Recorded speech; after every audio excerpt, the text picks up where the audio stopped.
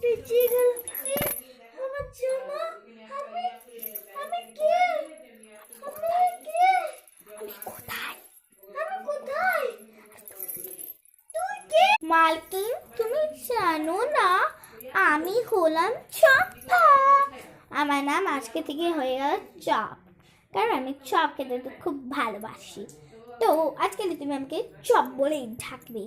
আর এখন আমার নাম হয়ে গেছে, নাম তো আমি বলে দিলাম, কিন্তু কিন্তু এখন আজকে থেকে তুমি আর আমাকে কাজ করাতে পারবে না। এবার তুমি বলবে কেন? কিন্তু আমি একটা মডেল, আমি মডেল হয়ে গেছি, কারণ আমি শুরু থেকে মডেল আছি মালকিন।